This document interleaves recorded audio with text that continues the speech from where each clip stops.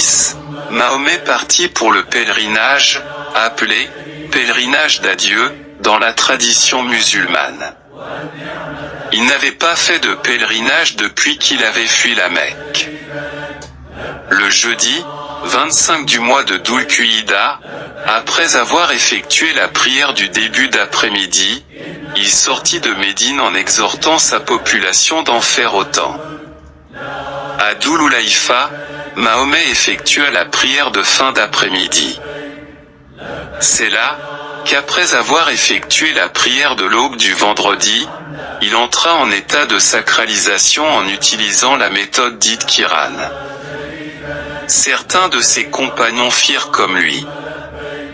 D'autres formulèrent l'intention de faire exclusivement le grand pèlerinage et le reste formula l'intention de commencer par le petit pèlerinage. Mahomet était accompagné par une foule innombrable. Ils continuèrent tous ensemble et campèrent à Dhul-Touwa dans la matinée du samedi 4 Dhul-Hijjah. Puis, il entra à la Mecque le lendemain dimanche, dans la matinée. Il fit son entrée par l'endroit le plus élevé de la ville appelé Al-Qada.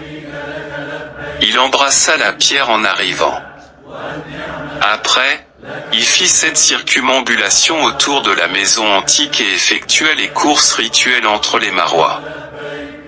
À ceux qui n'étaient pas venus avec des bêtes à sacrifier, Mahomet ordonna de sortir de l'état de sacralisation. Et à ceux qui avaient prévu de sacrifier, il ordonna de patienter. Très tôt le jeudi matin, c'est-à-dire le jour de Tarouya, Mahomet et la foule reprirent les talbiyas et partirent pour Mina. Ils y passèrent la nuit du jeudi. Le vendredi, en tout début d'après-midi, à l'occasion de cette immobilisation à Arafat, Mahomet fit le sermon aux musulmans et leur rappela des principes essentiels de la vie du musulman établis par leur Seigneur. Puis il ordonna à Bilal de faire l'appel à la prière.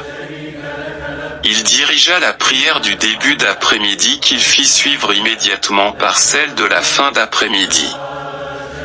Après les 2 prières, il se mit sur sa monture et alla au lieu de stationnement appelé Al-Mawqif.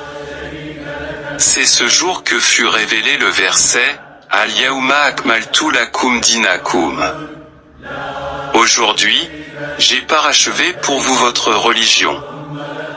C'était, rappelons-le, un vendredi correspondant à un jour d'immobilisation à Arafat. Au coucher du soleil, Mahomet, au pas du chameau, se dirigea vers Musdalifa. Ce récit est un extrait du livre Mahomet, le joyau des vertueux, paru aux éditions L'Harmattan. La prière du crépuscule et celle de la nuit. Le lendemain, avant l'apparition des premières lueurs du jour, au tout début du moment prescrit pour celle-ci, il effectua la prière de l'aube. Après, Mahomet se rendit à Al-Mashar, où il s'immobilisa jusqu'à ce qu'il fit jour. Puis il repartit pour Mina, arriva là-bas après le lever du soleil, et jeta les cailloux de lapidation de Satan. Il prononça un sermon dans lequel il informa les musulmans que le sang, les biens et l'honneur des humains sont aussi sacrés que la terre sacrée de la Mecque, le mois sacré du pèlerinage, et ce jour de l'Aïd vécu auprès de Mahomet. Puis, à la fin du discours, il dit « Ai-je transmis le message ?» « Oui, répondit la foule. Mahomet dit alors « Sois témoin, ô Dieu, que j'ai transmis le message. » Puis il partit à l'abattoir.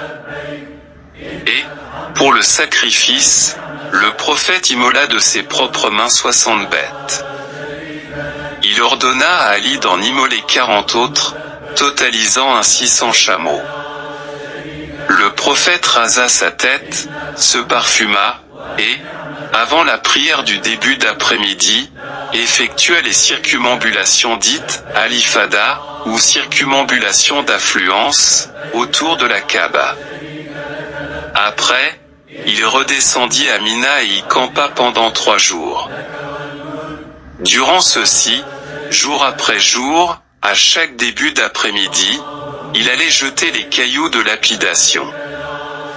Le soir du 3e jour, il quitta Mina et alla passer la nuit dans la vallée d'Al-Muhassab.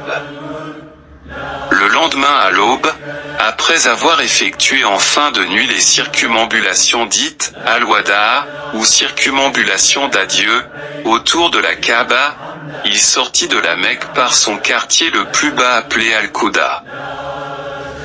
Au total, selon le calcul des historiens, le prophète avait séjourné 10 nuits dans la ville sainte.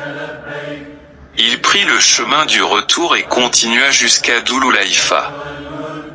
Là, il passa la nuit. Et, le lendemain, dans la journée, il rentra à Médine. Par Mahomet, Dieu avait parachevé sa religion et avait placé sa guidée, l'islam, au-dessus de toute chose. Que les bénédictions du véridique ainsi que sa paix la plus pure soient sur le prophète, sa famille et ses compagnons, détenteurs du plus haut grade. Ce récit est un extrait du livre Mahomet, le joyau des vertueux, paru aux éditions L'Harmattan.